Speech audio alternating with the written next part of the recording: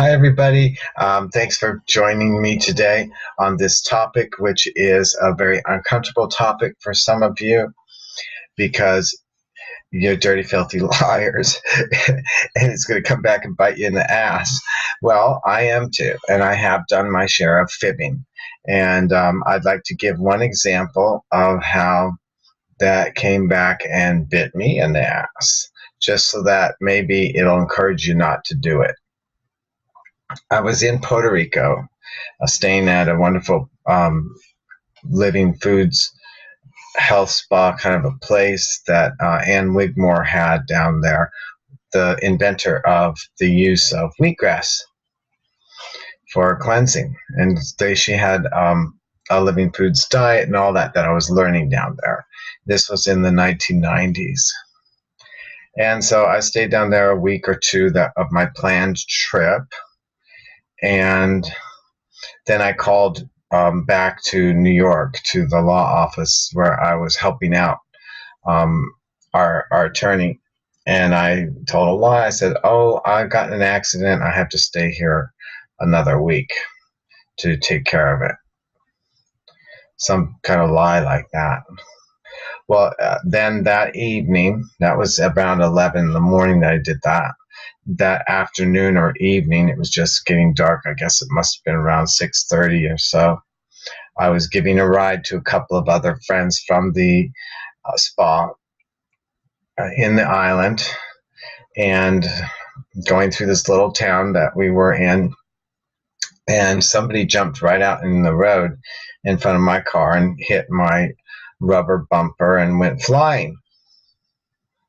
And then he got up and brushed himself off, and he looked like he was okay and everything. So the people in my car said, "He's okay, you can go." So I just kept going. Well, the whole town was there watching, and they got mad, and they all jumped in their cars and chased me down and said, "You have to come back, and you have to take him to the hospital. You have to do this and that." So I came back with the people in my car still that did speak Spanish, thank God. They weren't from Puerto Rico, but they spoke Spanish. And I explained that, this country, Puerto Rico, is part of America, and we don't. If somebody needs help, we call the ambulance or we call police or whatever, and they come. The guy wasn't, bleeding or having an emergency that you'd have to, just get him in your car and go to the hospital. I would have done that. But no, they're saying he has to be checked out. I'm like, well, that's not my responsibility to take him to the hospital and pay for all of that and do that. The guy jumped in front of my car, and I wasn't going that fast. And, he ran across the road after the car that passed me went by, thinking that it was clear, and it wasn't. I was there. And so, it's not my fault. It's not my responsibility. It's not an emergency because he's walking. Everything looks fine. It's not limping or in pain or bloody or anything like that.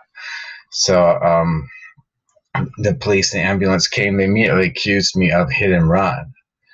And it was obvious that I wasn't hit and run. We stopped to check to see if he was okay. He was okay. 3 people confirmed it, and then we left. Well, they considered it hit and run anyway, so they charged me with hit and run and made me a court date for a week later. So exactly the lie that I had told a few hours earlier came true. And, it doesn't matter what happened. The whole courtroom scene was kind of funny. It was like a big burly looking guy that was the judge that looked like the prison guard from that movie Midnight Express, the Turkish prison guard that beats the American prisoner all the time, rape and all that. That's what the judge looked like. And behind the judge was a screen door, and outside the screen door were chickens running around behind the courtroom. And he wouldn't do any of it in English, no English interpretation. So everything that was happening was in a language that I didn't really understand. I could talk a little bit and communicate a little bit in it, but I didn't know what was going on. Luckily, one of my 2 passengers came to court with me, and the guy that jumped in front of my car came to court with his mother, and she didn't see what had happened, and he was apparently mentally retarded or some kind of disability there, so he couldn't really testify for himself either. But we had eyewitnesses, at least two of us, saying that he jumped in front of the car and that he wasn't hurt. And the ambulance that did take him to the hospital did confirm, after he had whatever x-rays or medical attention that they gave him, that he wasn't hurt. So the case was dismissed, by the way. It could have went the other way. It could have been worse. But it was dismissed. And, I took the responsibility I took by staying on the island and going to court. I could have just, used my plane ticket and left. I wasn't under any kind of arrest or anything like that. But I stayed and went through kind of a scary proceeding where anything could have happened. And was completely exonerated, and I left. But I still learned the lesson about telling a lie and then having it come true. Actually having it come true, which is maybe worse than getting caught in a lie. Especially if it's a lie that's like saying something bad happened.